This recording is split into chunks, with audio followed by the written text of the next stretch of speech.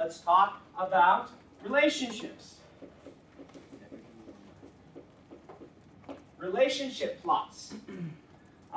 You would probably call these romances. Probably this is actually, the big heading is romance. It doesn't have to be. But it doesn't have to be, that's the thing. And the thing about it is you actually plot them identically in most cases if it's going to be, whatever the relationship is, whether it's a romantic relationship, whether it's teacher-student relationship, whether it's cop on the edge and guy about to retire who's lived his life, normally and solidly all his life, and now cop on the edge has showed up to throw chaos into it. Straight man and whatever the other man is, crazy man. Whatever your plot relationship is, you'll basically plot these the same way. So, how do you give a promise at the beginning that this is a relationship plot? Have conflict in their relationship. They don't get along. That's number one way to do it, is they don't get along. Now, there are other methods. We can look at Jane Austen, who's very good at this. Emma is actually one of my favorite Jane Austens. And in Jane Austen, in Emma, they do get along, right? But that's the best friend sort of relationship plot. One person's searching for something and doesn't realize it's right there beside them. This is another style of relationship plot. You can give those promises early on in kind of the same way, but the kind of fulfillment on those generally tends to be partially a mystery, like you're combining these. How is this person ever going to fulfill this relationship? Oh, it's a mystery. Wait a minute, it was right there in front of our eyes all along. That's cool. Another thing you might do is like having some sort of conflict that forces characters apart. Yeah, that definitely naturally seem to go together. Yeah. The force them apart. In fact, the standard Hollywood romantic comedy usually has the force them apart as the end of Act 2, beginning of Act 3 conflict, crisis. At the end of Act 2, watch a romantic comedy, something goes wrong where there's usually a misunderstanding of some dopey nature, and they get driven apart after Act 2 has been them growing together. Oh no, now we can never be together. But you can start with the oh no, now we can never be together and make a relationship plot like that, though that's actually probably not a relationship plot, because if the relationship's already good, then your promise is not these two are going to fall in love. Your promise is they're going to overcome the problem of keeping them apart. And so these things can be confusing because you might assume that one's a relationship plot, but it's not. We're going to do this one in a minute. I'm not done talking about this though, but this is kind of a big problem. I call it this one because it's kind of lame. It's a catch-all for everything else, but there's just some big issue that we need to fix. Rather than being, doling out information, what's our incremental progress here? Romantic encounters of some sort. Okay, yeah? Improvement in relationship. We're just building up a relationship no matter what. Yeah, time together. Is kind of what I would talk about here. They're going to spend time together, and as a subset of that, you're going to, as a reader, be shown why they're good for each other.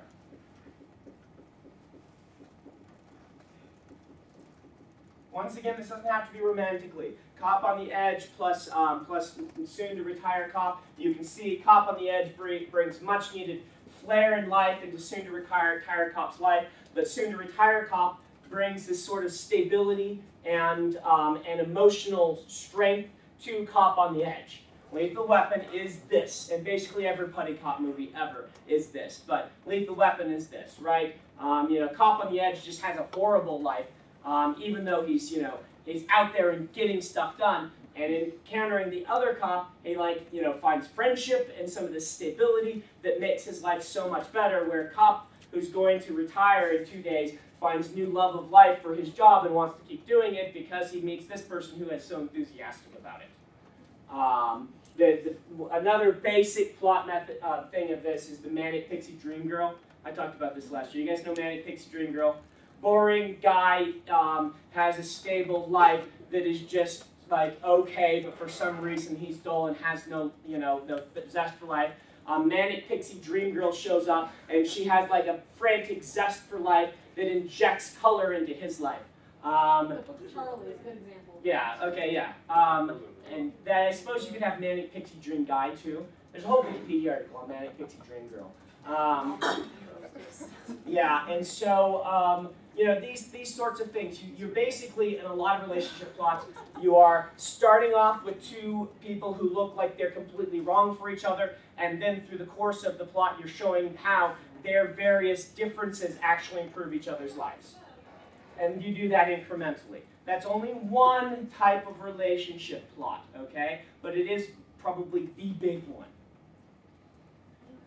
I think another one that interests people is showing people that like absolutely hate each other or that are Yeah. rivals, and show how they eventually become good friends or even romantically interested in each Right, other. When they're right. thrust together rather than they're full. Right. You could call like some of the like most recent X-Men film. You could put relationship plot in there. You've got the whole Magneto and Professor X. There's a big relationship subplot where these two individuals start working together and find that wow, this all works really well when they're working together and things are awesome. But then they have huge conflicts in ideology, which then drives them apart. So big problem. So this you're going to information. This you're going to kind of give time together and slowly work on these places of friction that they're together. The big problem is for me you can solve it by acting.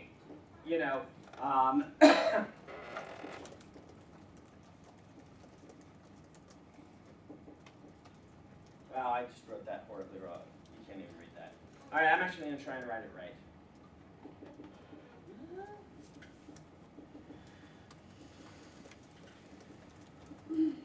Piece by piece, you fix the big problem, right? A lot, like the heist novel is a big problem novel. The heist novel is introduced by, guess what, guys? We've got to rip off this thing that's completely unrip-offable, right? You guys watch the new Ocean's 11 films? How do they introduce the big problem?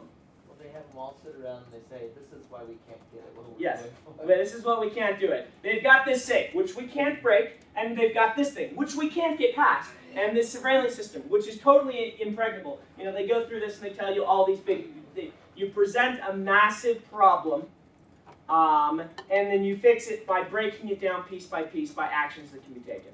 I think the most big problem, especially if you're looking at a high situation, Yeah. They do have to prove that they are actually good at stuff. Right. Every heist movie starts off with like a mini heist. It does. You have to prove Yep. that you can trust them, even though it's an insurmountable problem. You Nope. still have to feel like You're right. they can do something. Sneakers is a wonderful example of this, and that's exactly what they do. Is mini heist. Okay, now we've got a big problem that we've got to deal with. I was actually going to say the first Mistborn novel. Mistborn is a heist. Mistborn is actually kind of an epic fantasy shell with a heist novel in the middle of it.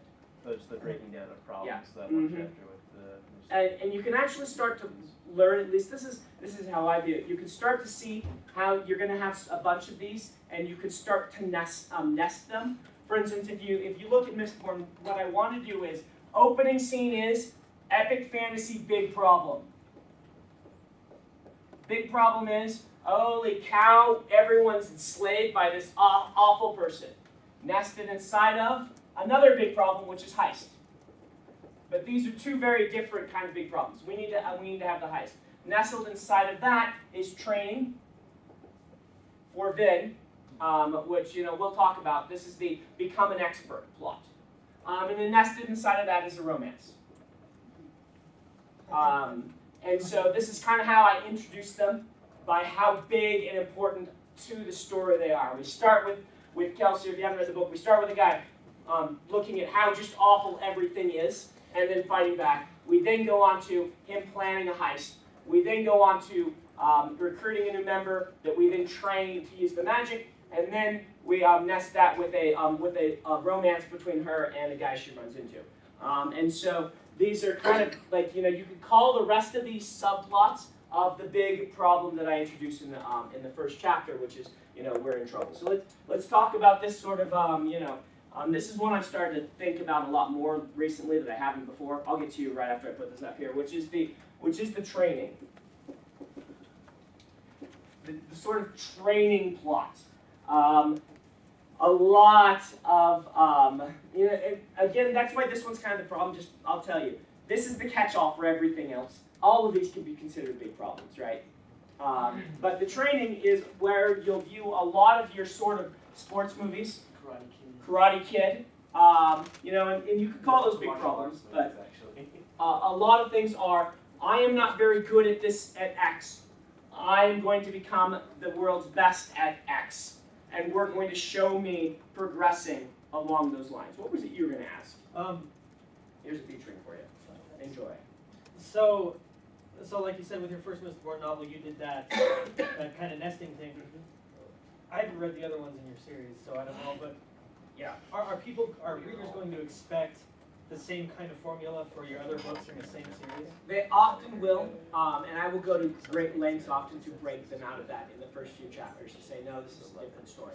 But it's not bad to use the same framework again if you want to. And it depends on who you're writing for in the genre. For instance, in children's, teen and middle grade, I would strongly suggest parallel structures within given books. Within a series, I mean. Using a parallel sort of, this is our big problem for this one, this is our big problem for that one, and things like that. But I don't always want to do it in a book. So,